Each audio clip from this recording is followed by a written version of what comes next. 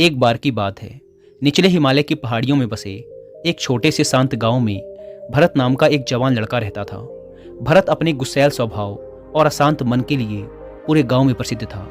उसका मन हर समय विचारों से भरा रहता। विचारों के इस तूफान ने उसके मन को पूरी तरह से अशांत कर रखा था। शांति तो जैसे उसके जीवन से गायब ही हो गई थी। वह हर समय अपने विचारों में खोया रहता और एक तनावपूर्ण जीवन जी रहा था। अपने अशांत मन और गुस्सैल स्वभाव की वजह से उसके घर वालों और गांव के लोगों से भी उसके संबंध अच्छे नहीं थे, जिस वजह से वह खुद को और भी ज़्यादा अकेला व अपमानित महसूस करता। वह और भी ज़्यादा मानसिक तनाव की स्थिति में चला जाता। एक दिन की बात है, भरत अपने गांव के बाहर की गलियों में टहल रहा था कि तभी उसका सामना एक बूढ़े बौद्ध भिक्षु से हुआ, जो कि एक पेड़ के नीचे ध्यान की अवस्था में बैठे हुए थे। बौद्ध भिक्षु के चेहरे से एक निर्मल शांति की आभा झलक रही थी। इस असीम शांति ने भरत को बौद्ध भिक्षु की ओर आकर्षित किया। जब भरत बौद्ध भिक्षु के निकट पहुंचा तो उसने उनके चारों तरफ एक सकारात्मक ऊर्जा का अनुभव किया। भरत को यह महसूस हुआ कि इस अद्भुत शांति और असीम सकारात्मक ऊर्जा का स्रोत कहीं न कहीं बौद्ध भिक्षु के भीतर ही है। इसीलिए वह वहीं बैठकर उनके आंख खुलने का इंतजार करने लगा। थोड़ी देर बाद जब बौद्ध भिक्षु ने अपनी आंखें खोली तो उन्होंने अपने सामने एक जवान लड़के को बैठा पाया, जो कि काफी तनावग्रस्त और नकारात्मक भावनाओं से भरा हुआ लग रहा था। भरत ने बौद्ध भिक्षु की ओर लालसा भरी नजरों से देखा और बड़े सम्मानपूर्वक कहा, मुनिवर, मेरा मन बहुत अशांत है। मेरे मन के विचार मुझे खाए जा रहे हैं। मैं एक क्षण के लिए भी शांति का अनुभव नहीं कर पा रहा हूँ। क्या आप मुझे सिखा सकते हैं कि मैं अपने इस अशांत मन को शांत कैसे कर सकता हूँ? बौद्ध भिक्षु ने भरत के दर्द को समझते हुए उसकी ओर दया भरी नजरों से देखा और कहा, मेरे प्यारे बच्चे, मैं तुम्हें एक कहानी सुनाना चाहता हूँ। इस कहानी में मानसिक शांति और खुशहाली के रहस्य छुपे हुए हैं। क्या तुम इस कहानी को सुनना चाहोगे? भरत ने हाँ में अपना सिर हिला दिया और पूरी एकाग्रता के साथ कहानी सुनने को तैयार हो गया। उसके अंदर की उत्सुकता अब अपने चरम पर थी। बौद्ध भिक्षु ने कहानी सुनानी शुरू की। बहुत समय पहले की बात है। एक नगर में शक्ति नाम का एक आदमी रहता था। शक्ति बहुत ही महत्वाकांक्षी व्यक्ति था। उसे हर काम में लोगों से तारीफ चाहिए होती थी। अगर उसे किसी काम में असफलता या लोगों से बुराई सुनने को मिलती तो वह गहरी चिंता और तनाव में चला जाता। उसका मानना था कि सफलता और भौतिक संपत्ति उसे मनचाहा सुख देगी, लेकिन वह जितना ही सफलता और तारीफ के पीछे भागता, वह उतने ही गहरे मानसिक तनाव में डूबता जा रहा था। लेकिन एक दिन अचानक ही शक्ति का सामना उस समय के एक बहुत ही प्रसिद्ध बौद्ध भिक्षु से हुआ, जिनका नाम था महाकौशक। महाकौशक अपने हजारों शिष्यों को ध्यान साधना की शिक्षा दिया करते थे और वो खुद भी एक बहुत ही बड़े ध्यानी और आत्मज्ञानी व्यक्ति थे। महाकौशक की अद्भुत एकाग्रता और स्थिर शांत चित्त से प्रभावित होकर शक्ति ने उनसे अपने भटकते मन को शांत करने का तरीका जानना चाहा। शक्ति ने कहा, भंते, मैं हमेशा सफलता के पीछे भागता रहता हूँ और लगातार और भी अधिक पाने के लिए प्रयास करता रहता हूँ, फिर भी मुझे कोई स्थायी संतोष या आत्मसंतुष्टि नहीं मिलती। इस निरंतर बेचैनी के बीच मुझे शांति कैसे मिल सकती है? भिक्षु महाकौशक ने शक्ति की ओर करुणा भरी नजरों से देखा और उत्तर दिया, तुम्हारा मन एक अशांत नदी की तरह है, जो हमेशा बहता और दौड़ता रहता है, कभी भी स्थिर नहीं रह पाता। अपने अशांत मन को शांत करने के लिए तुम्हें अपने विचारों को बिना किसी रुकावट के जाने देने की कला सीखनी पड़ेगी। शक्ति हैरान था। उसने कहा, लेकिन मैं विचारों को कैसे जाने दे सकता हूँ? आखिर मैं भी तो अपनी इच्छाओं और महत्वाकांक्षाओं से जुड़ा हुआ हूँ। यह सुन भिक्षु महाकौशक मुस्कुराए और बोले, कल्पना करो कि तुम्हारे हाथ में पानी से भरा एक गिलास है। अब तुम जितनी देर तक इसे पकड़े रहोगे, यह उतना ही भारी होता चला जाएगा, और अगर तुम काफी लंबे समय तक इसे पकड़ के रखते हो तो तुम्हारे हाथ में दर्द होना शुरू हो जाएगा। लेकिन अगर तुम अपनी पकड़ ढीली कर देते हो और इसे जाने देते हो तो बोझ खत्म हो जाएगा। भरत ने कहानी और उसके संदेश को ध्यान से सुना। वह समझ गया कि अपने विचारों और इच्छाओं से चिपके रहना ही उसके बोझ को बढ़ाता है और उसके अंदर अशांति पैदा करता है। अब भरत को कहानी का अंत सुनने का बेसब्री से इंतजार था। बौद्ध भिक्षु ने कहानी को जारी रखते हुए कहा, शक्ति ने बौद्ध भिक्षु महाकौशक की सलाह को मानते हुए विचारों को जाने देने का अभ्यास करना शुरू कर दिया। वह अपने विचारों और भावनाओं को बिना किसी पूर्व निर्णय के बस आते और जाते हुए देखता। अब उसने विचारों को पकड़ना छोड़ दिया था। उसके अंदर विचार उठते और स्वतः ही समाप्त हो जाते। धीरे धीरे उसे महसूस होने लगा कि उसकी इच्छाएं और लगाव ही उसके सभी दुखों का कारण है। जैसे जैसे शक्ति गहरी साधना में उतरता गया, उसने पाया कि वर्तमान में रहना ही आंतरिक शांति का एकमात्र स्रोत है।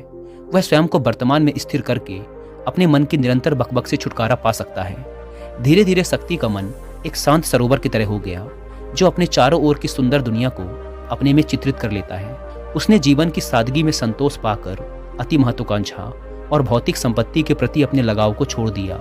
जैसे जैसे लोगों के बीच शक्ति के अंदर हुए इस अद्भुत बदलाव की खबर फैली, दूर दूर से लोग उससे मार्गदर्शन लेने आने लगे। वह लोगों को विचारों को मुक्त करने की कला सिखाकर और स्वयं के भीतर शांति पाने का मार्गदर्शन देकर लोगों के बीच शांति और ज्ञान का प्रकाश स्तंभ बन गया। दोस्तों, मैं शक्ति और भिक्षु महाकौशक की कहानी खत्म करने के बाद बौद्ध भिक्षु थोड़ी देर के लिए मौन हो गए ताकि भरत के अंदर इस कहानी का अर्थ गहराई से बैठ सके। भरत ने बूढ़े बौद्ध भिक्षु की ओर देखा। अब उसकी आंखों में एक नई समझ दिखाई पड़ रही थी। भरत ने धीमी आवाज में फिर एक प्रश्न किया, मुनिवर, मुझे इस कहानी में ज्ञान दिखाई पड़ा, लेकिन मैं इस कहानी की शिक्षा को अपने जीवन में कैसे लागू कर सकता हूँ? मैं अपने अशांत मन को कैसे शांत कर सकता हूँ? भरत के इस ईमानदारी भरे प्रश्न पर बौद्ध भिक्षु गर्मजोशी से मुस्कुराए और फिर बोले, अशांत मन को शांत करने का अभ्यास आत्म जागरूकता से शुरू होता है। अपने अंदर उठने वाले विचारों को देखने के लिए हर दिन कुछ समय निकालो। वो भावनाएं जो तुम्हारे मन को उत्तेजित करती हैं, उन पर ध्यान दो। देखो कि वो कैसे आते हैं और आकाश में गुजरने वाले बादलों की तरह चले जाते हैं। भरत ने अपनी आंखें बंद कर ली और बौद्ध भिक्षु के बताए अनुसार अपने विचारों का अवलोकन करना शुरू कर दिया। जैसे ही उसने अपने अंदर उठने वाले विचारों पर ध्यान देना शुरू किया, उसे महसूस हुआ कि उसके भीतर चिंताओं, निर्णयों और इच्छाओं की निरंतर धारा बह रही है। केवल इस एहसास ने ही उसे एक अद्भुत शांति का एहसास करवाया। उसे यह भी एहसास हुआ कि वह इन सभी विचारों और भावनाओं से अलग है। बौद्ध भिक्षु ने आगे कहा, जैसे शक्ति ने खुद को हर तरह के लगाव और आसक्ति से अलग कर दिया था, उसी तरह से तुम भी अपने मन को परेशान करने वाले विचारों और भावनाओं को खुद से मुक्त करने का अभ्यास विकसित कर सकते हो। जैसे ही विचार उठें, उन्हें बिना किसी पूर्व निर्णय के स्वीकार करो और फिर धीरे धीरे उन्हें जाने दो और वर्तमान क्षण पर अपना ध्यान केंद्रित करो। लेकिन मुनिवर, भरत ने बीच में ही रोकते हुए कहा, क्या होगा अगर विचार और भावनाएं इतनी मजबूत हैं कि वो बनी रहें और मन को छोड़ने से ही इनकार कर दें? बौद्ध भिक्षु ने भरत की बात पर सहमति जताते हुए सिर हिलाया और कहा, ऐसे कई मौके आएंगे जब तुम्हारे मन में विचारों का बवंडर चल रहा होगा, जब तुम्हारा मन तुम्हारी बिल्कुल भी नहीं सुनेगा। तो ऐसे समय में तुम्हें अपनी सांसों की ताकत पर विश्वास रखना होगा। बौद्ध भिक्षु ने एक बार फिर भरत को अपनी आंखें बंद करके अपने पेट के फूलने और पिचकने को महसूस करते हुए अपनी सांसों पर ध्यान केंद्रित करने के लिए कहा। बौद्ध भिक्षु ने समझाते हुए कहा, जब भी तुम्हारा मन उत्तेजित और अशांत हो तो तुरंत अपनी सांसों पर लौट आओ। सांसों की नियमित गति तुरंत तुम्हें वर्तमान के क्षणों में वापस खींच लाएगी और एक शांति का एहसास करवाएगी। भरत ने कुछ देर तक बौद्ध भिक्षु के निर्देशानुसार अपनी आती जाती सांसों पर ध्यान केंद्रित करने का अभ्यास किया। इस छोटे से अभ्यास ने उसे अपने मन की शांति और स्थिरता का एक क्षणिक अनुभव करवाया। उसे समझ आ गया कि यह सांसें तो हमेशा उसके साथ थी, जो वर्तमान क्षण की निरंतर याद दिलाती हैं, सांत्वना और शांति प्रदान करती हैं। भरत की इस प्रगति को देख बौद्ध भिक्षु मंद मंद मुस्कुराए और बोले, मेरे प्यारे भरत, अशांत मन को शांत करना एक ऐसा अभ्यास है जिसके लिए धैर्य और मजबूत इच्छा शक्ति की जरूरत होती है। जैसे निरंतर व्यायाम से मांसपेशियां मजबूत होती हैं, वैसे ही नियमित अभ्यास से मन भी शांत होता है। भरत ने स्वीकृति में अपना सिर हिलाया और इस अनमोल मार्गदर्शन के लिए बौद्ध भिक्षु का धन्यवाद करते हुए उन्हें यह वचन दिया कि मैं आज से ही अपने मन को शांत करने, आसक्तियों को छोड़ने और अपने भीतर शांति पाने की इस यात्रा पर निकल पड़ूंगा। बौद्ध भिक्षु ने भरत के कंधे पर हाथ रखा और कहा, मुझे तुम्हारी काबिलियत पर पूरा भरोसा है कि तुम बहुत ही जल्द अपने मन की शांति को खोज लोगे। लेकिन याद रहे, यह रास्ता इतना आसान नहीं होगा, लेकिन अगर तुम दृढ़ इच्छा शक्ति और खुले दिल से प्रयास करोगे तो तुम जरूर उस शांति को खोज लोगे जो तुम्हारे भीतर है। उस दिन से भरत ने अपने अशांत मन को शांत करने के अभ्यास के लिए खुद को प्रतिबद्ध किया और हर दिन ध्यान करने के लिए एक अलग समय निर्धारित किया। उसने अपने मन में उठने वाले विचारों को बिना किसी रोक टोक के जाने दिया और अपनी श्वास के माध्यम से खुद को वर्तमान में रखने का प्रयास किया। धैर्यपूर्वक अभ्यास करते हुए समय के साथ भरत ने खुद के अंदर गहन परिवर्तन का अनुभव किया। जैसे जैसे साल बीतते गए, भरत को गांव में शांति और ज्ञान के स्रोत के रूप में जाना जाने लगा। गांव के लोग अपने अशांत मन को शांत करने के लिए भरत के पास मार्गदर्शन लेने आते। भरत ने जीवन की भागदौड़ के बीच दूसरों को आंतरिक शांति पाने में मदद करते हुए बौद्ध भिक्षु की शिक्षाओं और आत्म जागरूकता की शक्ति को साझा किया। इसके साथ ही उसने लोगों को अपने विचारों को मुक्त करने और श्वास पर ध्यान केंद्रित करने की कला सिखाई। इस तरह वह गांव काफी फला फूला। वहां के निवासियों ने एक स्थिर और शांत मन के अमूल्य उपहार की खोज की। बौद्ध भिक्षु की शिक्षाओं और भरत के द्वारा कराए जा रहे अभ्यास के माध्यम से विचारों को जाने देने और वर्तमान में रहने की कला दूर दूर तक फैल गई, जिसने कई लोगों के जीवन को बदल कर रख दिया। जैसे जैसे और समय बीता, अशांत मन को शांत करने की भरत की यात्रा का एक जोरदार प्रभाव उसके गांव की सीमाओं के बाहर भी फैला। पड़ोस के गांवों और शहरों के लोग जब भरत के इस जादुई बदलाव की कहानी सुनते तो वह उससे सलाह लेने उसके पास चले आते। भरत उन लोगों के लिए आशा की किरण बन चुका था जो अपने मन के बोझ तले खुद को दबा हुआ महसूस कर रहे थे।